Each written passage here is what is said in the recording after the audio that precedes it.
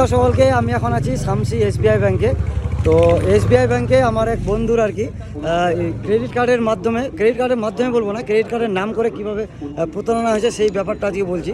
গত 15 দিন আগে আমার এক বন্ধু আর কি অফিসের স্টাফ, তিনি বলেছিলেন যে এসবিআইয়ের ক্রেডিট কার্ড করেছিলেন।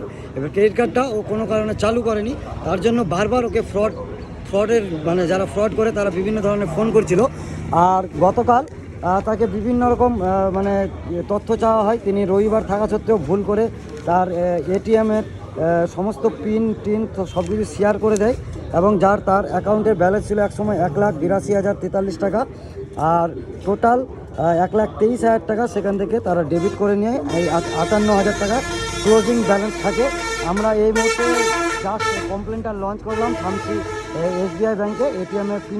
এটিএমের ডেবিট কার্ডের মাধ্যমে টাকাগুলো সব মানে ট্রান্সফার হচ্ছিল, তো সেটাও বন্ধ করালাম।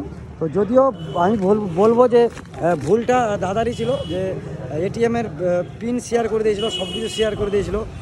তাই হোক, কিন্তু এই ক্রেডিট কার্ডের নাম করে কিন্তু বহু প্রতারণা হচ্ছে, সেটা অনেকেই জানেন। আমরা এখানে এসে 2-3টা আরও ফ্রড কেস দেখতে পেলাম, কিন্তু সাধারণ মানুষ ওরা অতটা জানে না। ক্রেডিট কার্ড বন্ধ করার নাম করে তার কাছ থেকে সমস্ত ডিটেলস নিয়ে কিন্তু তিনি আজকে ফেসে গেছেন। ব্রাঞ্চ ম্যানেজার আপাতত তার কমপ্লেনটা নিয়ে তার অ্যাকাউন্টটা হোল্ড করে এবং এটিএমটা বন্ধ করে সাইবার ক্রাইমে যেতে বললো। আমরা সেখানেই আর কি যাচ্ছি। 1,23,000 টাকার ফ্রড হলো জাস্ট সকাল 7টা অবধি, আর 9টা অবধি কিন্তু মাত্র 25,000 টাকা হয়েছিল।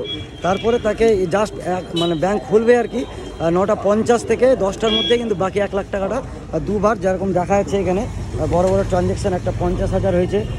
তারপরে এইদিকে একটা পাতায় 18,000 টাকা, 25,000 টাকা একটা, এইভাবে কিন্তু বড় ট্রানজ্যাকশান 8টা ট্রানজ্যাকশানের মাধ্যমে কিন্তু সমস্ত টাকাটাই আর কি ডেবিট করে নেওয়া হয়েছে। এখন মালদায় আছি সেই উদ্দেশ্যে যদি সাইবার ক্রাইমে লঞ্চ করতে। তো আপনাদের কাছে বিশেষ রিকোয়েস্ট যে ফোনের মাধ্যমে আপনাদের কাছে যদি কোনো কিছু চাওয়া হয় বা বলা হয় যে আপনার অ্যাকাউন্ট বন্ধ হবে, এটিএম বন্ধ হবে বা ক্রেডিট কার্ড বন্ধ করে দেওয়া হবে, আপনারা কিন্তু কোনো মতেই সেই কথা বিশ্বাস না করে আপনারা সরাসরি ব্যাংকে এসে কিন্তু যোগাযোগ করবেন, না হলে কিন্তু আপনাদেরও কিন্তু এই ধরনের বড় সড়ো কিন্তু প্রতারণায় আপনি পড়ে যেতে পারেন। তো এটাই ছিল আজকের ভিডিও। তো আজকে ভিডিও এতটুকু রাখছি, দেখা হচ্ছে পরবর্তী ভিডিওতে। আর ভিডিওটা শেয়ার করে দেবেন যাতে সাধারণ মানুষ সতর্ক হতে পারে। Thank you.